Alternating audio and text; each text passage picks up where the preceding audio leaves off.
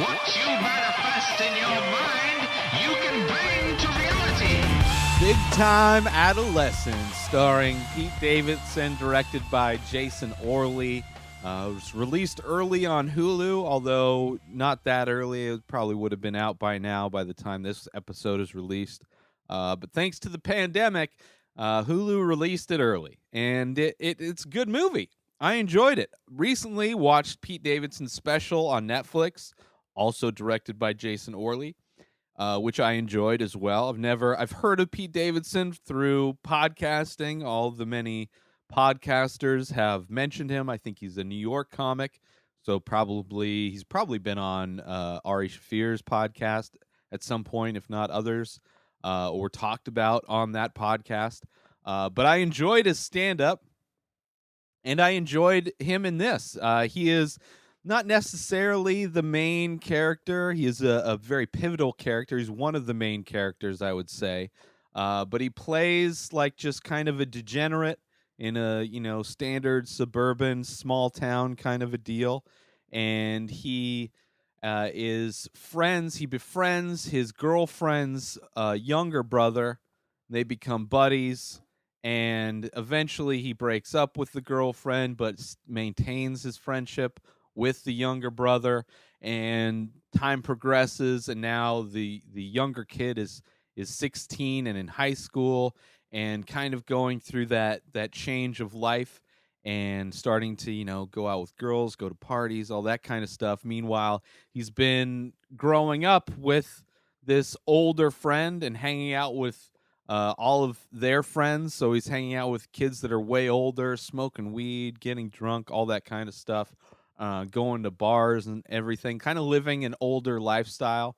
So this movie kind of explores that shift where his kind of life of living this older kind of being around these older guys is starting to influence his life as a 16-year-old, and it does it in kind of the worst ways.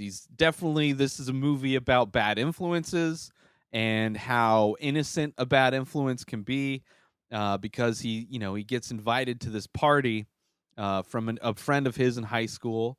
The catch is he needs him to buy beer, and he knows he's friends with Pete Davidson, who his character's name is Zeke. So Mo is the 16-year-old, and he knows Zeke can get him some beer, so he asks him to get him beer, and while he gets some beer, he also has him take some weed that he got from a dispensary and has him sell that to the kids at this high school party. And so this kid just is kind of a good kid, an innocent kid, despite his degenerate ways, but now he's being degenerate on his own. And taking it to a new level as far as being the alcohol and drug guy for these parties. And it's a movie that I didn't like watching it for part of it. Like, once he starts becoming this, the kind of the drug dealer for, the kids in his school, like, I feel bad. Like, you see where it's going, and you just feel bad, because it's like this kid is being manipulated and just wants to be cool for his peers, but also wants to be cool for his friend group that is all these older guys that are no longer in school, that are working shitty jobs, kind of living that lifestyle of a 20-year-old. So we see where that's going, and the whole time Zeke isn't really concerned, because Mo is 16, and he's like, he can't get arrested. The whole thing is like he's a minor, so nothing can happen to him. If anything were to happen, he's just a kid out there having fun. But when the movie goes to its logical conclusion, which is kind of fun, like where it goes after a while, like knowing that it's like inevitable that things are going to come crashing down on this kid. Like, once you settle into the fact that that's going to happen, There's another party. It's at the same kid's house. Like his parents don't care, so they let him throw basement parties, and that's where Mo's been selling all of his drugs and bringing the booze and all that kind of stuff, making his money. Also making money for Zeke, who quit his job. He's just having Mo be his dealer, um, which it's like, and he still cares about him. He just doesn't think anything's going to happen. He's just like, he has the reasoning of he's not going to get arrested as being the only thing, not taking into account other things that can, you know, other punishments that can happen to a kid for, doing the wrong things. Um, but yeah, once you kind of settle into the fact where things are going, it's still a fun kind of, it's an interesting story that you don't see much about a younger kid. I mean, I guess you kind of do here and there. Mid 90s was kind of a story about a younger kid hanging out with older kids, kind of getting into the degenerate debauchery of what it is to be like, in that age in a town where there's not a whole lot to do but, kind of go to parties and get fucked up. um, but it has these touching moments, and then you also see, the family drama of, Mo's family and how it affects them, and you kind of like his family because they're nice parents. They let him hang out with this older kid Zeke that used to be going out with their daughter. Um, but yeah, just overall is a good movie. A good movie. I enjoyed it.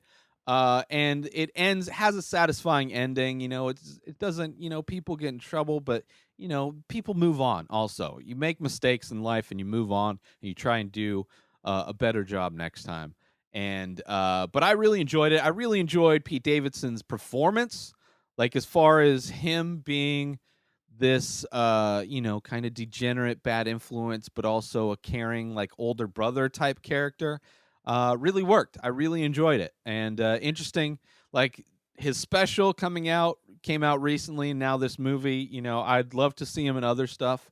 Also love to see more of his stand up, so I hope he doesn't become, one of those stand-ups that's doing it just to become an actor. I hope, he maintains, which it seems like he would, it seems like he's a comedian. Maybe he was on Saturday Night Live also. I think he mentioned that in his special, which I haven't watched Saturday Night Live since, the late 90s. So I wouldn't know if he was on that, but he is a funny comedian. He's a good actor, and I really enjoyed this movie. Had heart to it, even though it was like it brought up feelings that I don't necessarily like when I'm watching a movie where it's like impending doom, where it's just like you see people going down a path that they're going to get in trouble, and it's just like it's like the wrong, it's too close to home for me to detach from the stress of it, right? As opposed to like Good Time or Uncut Gems, like that kind of stressful, like somebody who's living that kind of lifestyle. Because it's like, even in Good Time, is like his brother that's mentally disabled. Like he ends up not being a big part. Like he ends up kind of being taken away from a lot of the stressful moments. Whereas this one, it's like I feel bad for Mo. I feel bad for, because he's listening to bad advice, and it's like all these things are going to come crashing down. It's just part of growing up is making mistakes. Part of learning how to do anything, whether it's living, existing, finding out who you are, is finding out who you're not and finding out how to do things the wrong way.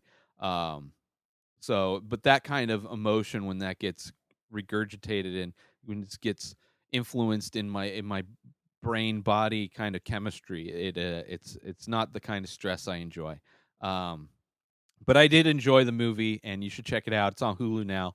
Big Time Adolescence, starring Pete Davidson and directed by Jason Orley. New episodes of The Ray Taylor Show come out every single day. Subscribe on IGTV, YouTube, and everywhere else podcasts are found. Go buy my artwork over at inspireddisorder.com and save 25% when you use coupon code RTS. Follow me on social media at Ray Taylor. Have a great pandemic, everybody. Peace out!